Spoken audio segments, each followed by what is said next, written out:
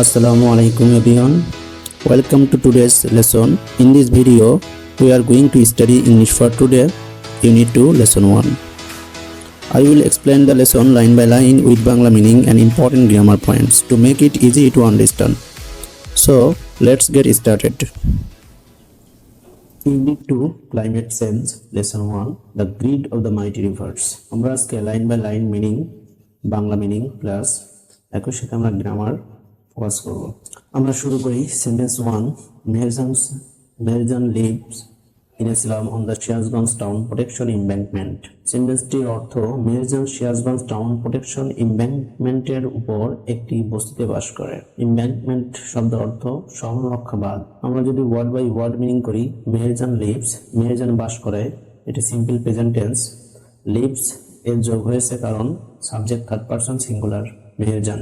He, she, it এগুলো third person singular. Meherjan বাস করে ইন এ স্লাম একটি বস্তিতে on the Sirajganj town protection ইমব্যাঙ্কমেন্ট।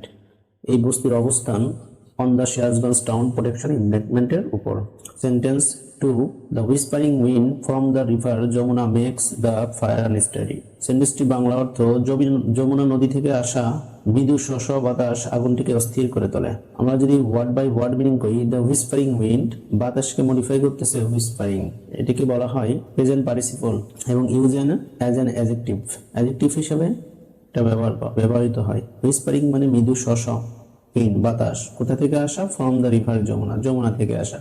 Makes তৈরি করে দ্য ফায়ার আনস্টাডি।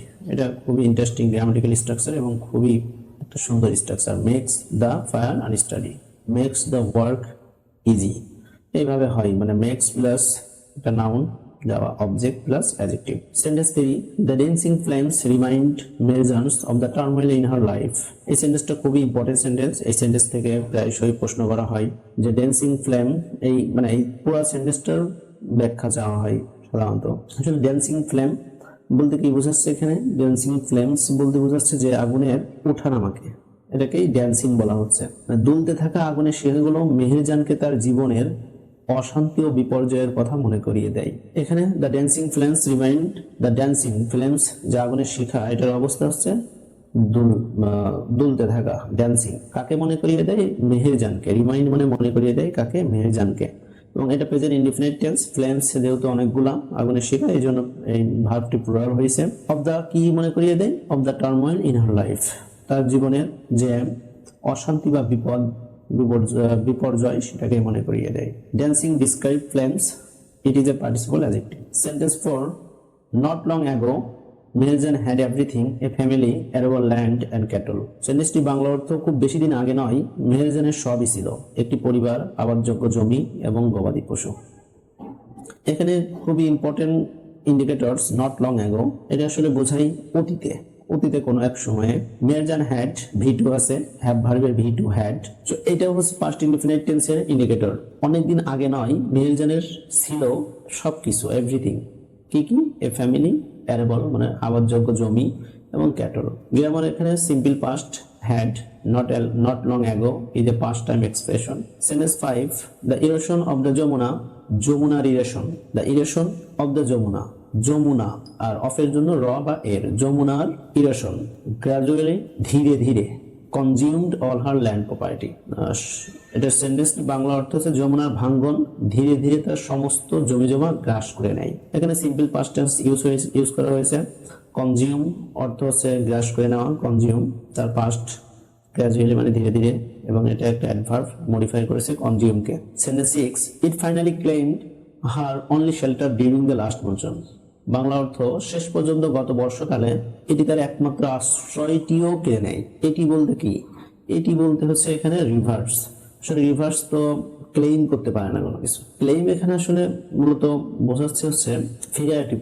ফিগারেটিভ বলতে এটা স্পেসিফিক ভাবে পার্সনিফিকেশন, ফিগারেটিভ ল্যাঙ্গুয়েজ, যা ভাষার অলংকার বলা হয়। তো এখানে ইট আসলে মানুষ রূপে কল্পনা করা হয়েছে। এগুলো কবি সাহিত্যিকরা অনেক সময় করে থাকেন। এখন আমরা দ্বিতীয় ভাগে আমরা দেখব মেহেরজানের কেন কষ্ট, জীবনে কেন কষ্ট হয়েছিল বা কেন কষ্ট দুঃখ দুর্দশা ছিল। Sentence 7, it took the river only a day to refer Meher's house, trees, vegetable garden and the bamboo bush. মেহেরের ঘর, গাছপালা, সবজি বাগান এবং বাঁশঝাড় গিলে খেতে নদীটির মাত্র একদিন লেগেছিল। এখানে টু রিফার ইজ অ্যান ইনফিনিটিভ। ইনফিনিটিভ ব্যবহার করা হয় কোনো উদ্দেশ্য বোঝাতে আর কি। Sentence 8, she had a happy family অনস।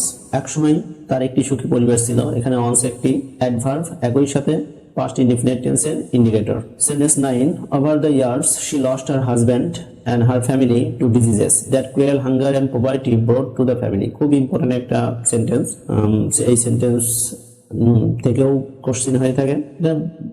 Bangla অর্থ হচ্ছে বছরের পর বছর ধরে নির্মম ক্ষুধা ও দারিদ্র পরিবারে যে রোগ ব্যাধি ডেকে এনেছিল, সেই রোগগুলোতে তিনি তার স্বামী ও পরিবারের সদস্যদের হারান। এখানে প্রশ্ন আসলে আসে তার স্বামীকে, বিশেষ করে এমসিকিউ পরীক্ষায় আসে, তার পরিবার এবং স্বামীকে কিভাবে সে হারান। কোরিয়াল হাঙ্গার, পোভার্টি, রিভারের দ্বারা নাকি ডিজিজে? ডিজিজ হবে অ্যান্সার, যেটা আমরা অনেকেই ভুল করি। Lose someone to plus disease বা cause someone dies because of it that brought, এটা হচ্ছে রিলেটিভ ক্লোজ যা মডিফাই করে হচ্ছে ডিজিজকে। Sentence 10, now she is the only one left to live on with the loss and the pain. এখন সেই ক্ষতি ও যন্ত্রণা বয়ে নিয়ে বেঁচে থাকার জন্য তিনিই একমাত্র অবশিষ্ট আছেন। এখানে the only one left to plus verb live on মানে কন্টিনিউ টু লিভ, সেই একমাত্র আছে যিনি বেঁচে আছেন। Sentence 11, the greedy Jamuna has shattered her dreams and happiness. Bangla অর্থ দ্বারাই লোভী যমুনা তার স্বপ্ন ও সুখ চূর্ণ বিচ্ছিন্ন করে দিয়েছে। এটাও পার্সনিফিকেশন, কবি এখানে যমুনাকে মানুষ রূপে কল্পনা করতেছে, ফিগারেটিভ ল্যাঙ্গুয়েজ। হ্যাজ শেটার্ড ভেঙে দিয়েছে, এটা প্রেজেন্ট পারফেক্ট টেন্স। হ্যাজ শেটার্ড ভেঙে দিয়েছে। The river is given a human quality, তার মানে এটা personification. Sentence 12, there are thousands others waiting to share the same fate like Meherjan. সেন্টেন্সটি বাংলা অর্থ মেহেরজানের মতো একই পরিণতি বরণ করার অপেক্ষায় আছে আরো হাজারো মানুষ। আমরা যদি ওয়ার্ড বাই ওয়ার্ড মিনিং করি, there are মানে আছে, কি আছে, থাউজেন্ড আদার্স অন্যান্য হাজার হাজার মানুষ আছে, ওয়েটিং অপেক্ষারত আছে, কি করার জন্য, টু শেয়ার, কি শেয়ার করতে, দ্য সেম ফেইট একই পরিণতি, লাইক মেহেরজান মেহেরজানের মতো। এখানে there are plural idea, waiting to share present participle plus infinitive to plus V1। Sentence 13, Bangladesh is a land of rivers some of whose banks overflow or erode during monsoon.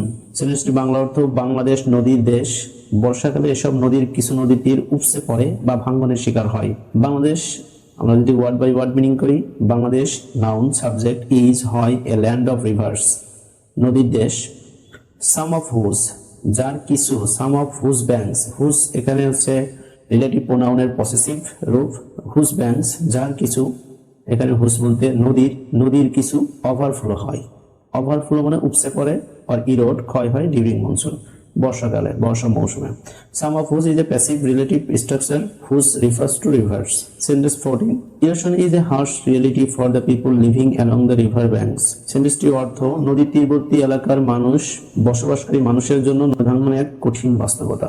আমরা যদি word by word meaning করি, erosion is a harsh reality একটি কঠিন বাস্তবতা, নদী ভাঙ্গন হয় একটি কঠিন বাস্তবতা, কাদের জন্য, ফর দ্য পিপুল মানুষের জন্য। কোন মানুষ, লিভিং বাস করা, কোথায়, অ্যালং দ্য রিভার ব্যাঙ্কস নদী তীরবর্তী এলাকায়। Sentence 15, during east monsoon many more villages are threatened by the mighty rivers like the Jamuna, the Podda and the Meghna। সেন্টেন্সটি বাংলা অর্থ প্রতি বর্ষায় যমুনা, পদ্মা ও মেঘনার মতো প্রমত্ত নদীগুলোর কারণে আরো অনেক গ্রাম হুমকির মুখে পড়ে।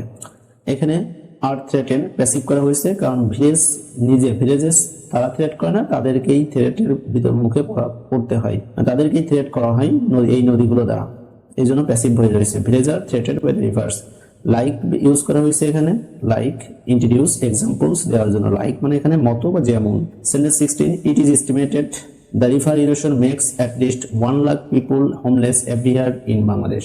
ধারণা করা হয়, এস্টিমেট শব্দটির অর্থ হচ্ছে ধারণা করা হয়। ইট ইজ এস্টিমেটেড এটা প্যাসিভ, ইট ইজ এস্টিমেটেড এর ধারণা করা হয় দ্যাট রিভার ইরোশন নদী ভাঙ্গন makes at least 1 lakh people homeless গৃহহীন করে ফেলে এভরি ইয়ার প্রতি বছর ইন বাংলাদেশে। এখানে impersonal passive, it is estimated এবং এখানে that plus also make plus object plus adjective makes people homeless, এটা আমরা আগেও পেয়েছি।